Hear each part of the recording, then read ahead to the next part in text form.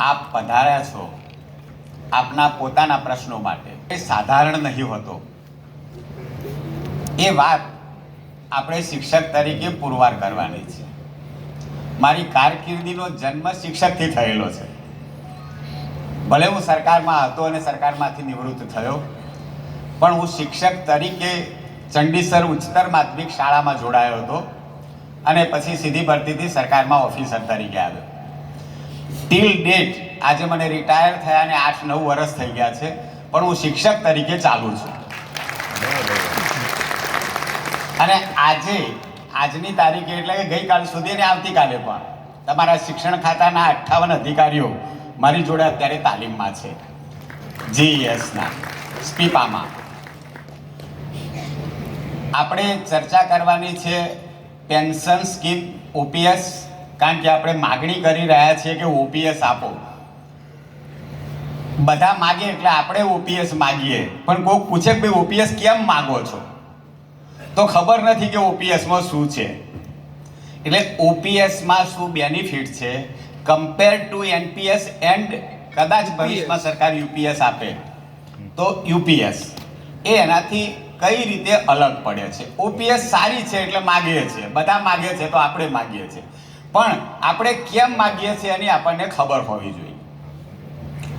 તો ઓપીએસ જે સ્કીમ છે એમાં કર્મચારીને નિશ્ચિત પેન્શન આપવાની જોગવાઈ છે કે એ નિવૃત્ત થાય એટલે એના પેન્શન પાત્ર પગારના 50% એને પેન્શન અને એના ઉપર ટીઆઈ એટલે જેને આપણે મોંઘવારી તરીકે ઓળખીએ છીએ એ એને મળવાપાત્ર છે.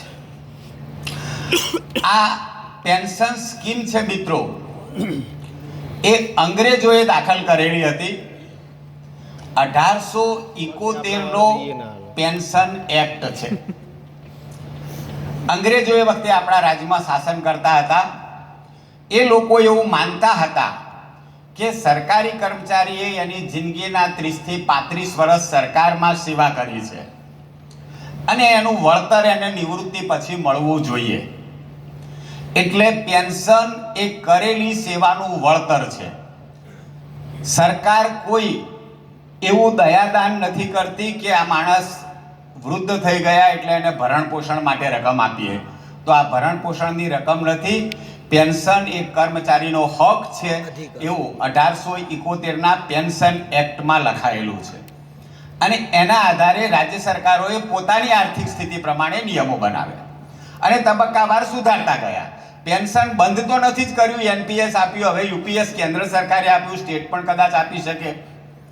પણ પેન્શનના બેનિફિટ શું છે, એનપીએસમાં શું છે અને યુપીએસ સરકાર ગુજરાત સરકાર આપે તો એમાં શું છે. હું મારી જાતે જો એની કમ્પેરિઝન કરું તો ઓપીએસને આપણે ગોલ્ડ તરીકે ઓળખીએ છીએ અને યુપીએસને સિલ્વર તરીકે ઓળખીએ છીએ અને એનપીએસને આયરન તરીકે ઓળખીએ છીએ. હવે સરકારે એક વિકલ્પ મૂકી દીધો કે ભાઈ યુપીએસ આપીશું. ઓપીએસ માટે તો કેન્દ્રએ હજુ સુધી એક શબ્દ પણ બોલી નથી. હવે આપણે ગોલ્ડ ભૂલી જવાનું છે એવું સરકારે કહ્યું છે, આપણે ભૂલતા નથી. આપણે તો પકડી જ રાખવું છે કે ગોલ્ડ જ જોઈએ છે. પણ સરકારે કહ્યું છે અને કદાચ સરકાર ગોલ્ડ ના આપે તો તમને એવો વિશ્વાસ હોય કે ભવિષ્યમાં ચાંદી કરતા લોખંડના ભાવ વધશે તો એનપીએસ માં રહેવાય.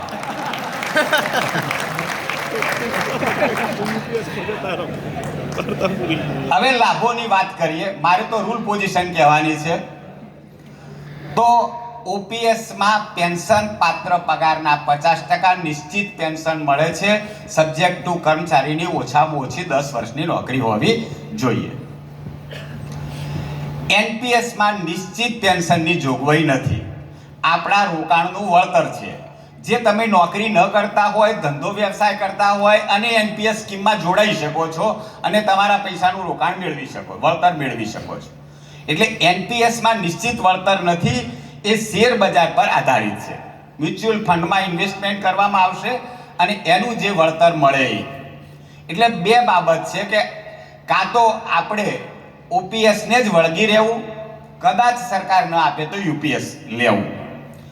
અને એનપીએસમાં જ